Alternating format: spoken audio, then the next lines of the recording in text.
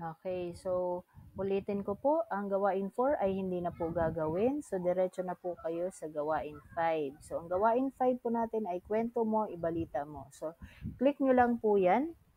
And then meron po kayong mababasa na instruction.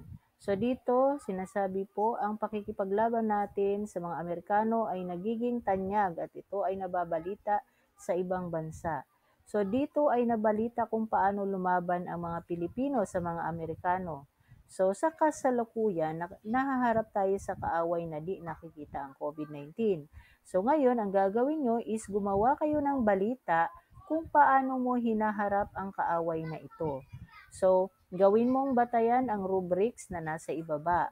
So, sample po dito, paano ka ba nakikipaglaban o paano mo ba hinaharap ang COVID-19? So, yan po ang gagawa nyo ng balita. So, i-video nyo po ang inyong sarili na kung saan sinasabi nyo po doon o binabanggit mo, paano mo ba nilalabanan o hinaharap ang COVID-19.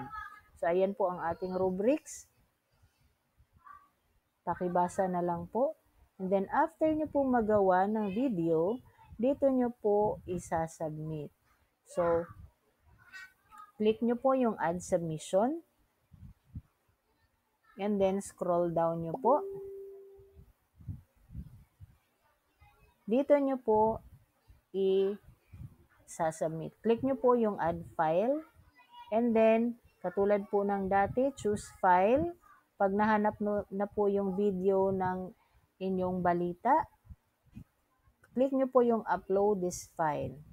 And then, kapag nakita na po dito yung inyong video, click nyo po yung save changes. So, yan po ang gagawin sa ating gawain 5. Okay, next po ay ang gawain 6. So, sa ating gawain 6, yan po ay generalization or reflection. So, click nyo lang po yan and then meron naman po kayong mapapanood o mababasa dyan ang instruction or guide questions. So, batay sa ating napag-aralan, ano ang kahalagahan ng digmaang Pilipinong-Amerikano? Ano ang epekto nito sa buhay ng mga Pilipino? So, dyan po sa tanong na yan, ang inyong sagot po ay dito nyo po i-type. Click nyo po yung add a new discussion topic. And then dito po sa subject, itatype nyo po ang inyong pangalan. And then dito po sa message, dito nyo po ilalagay ano ba ang kahalagahan ng digmaang Pilipinong-Amerikano. Ano po ba ang naging epekto sa digmaan ito sa pamumuhay ng mga Pilipino. So after po ma-type po dyan ang inyong sagot, click nyo po yung post to forum. So, yan lang po ang gagawin sa ating gawain 6. So, reminders ko po uli sa ating gawain 5. So, sa gawain 5, ulitin ko po, i-video na po ang inyong sarili na kung saan para kayong nagbabalita. Paano mo ba nilalabanan o paano nyo po ba hinaharap ang COVID-19? So, yung video na po ay isasubmit nyo po doon sa add submission. So, i-click nyo lang po yung gawain 5. So, yan lang po. Kapag hindi masyadong naintindihan ang lesson, panoorin pong muli ang ating mga video lessons.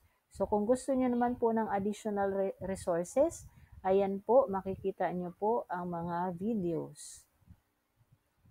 So, ayan po.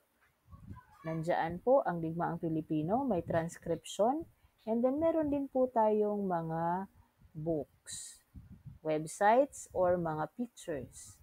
So, pwede nyo po siyang i-tweet. So, yan lang po. Good luck po sa inyong pagsasagot.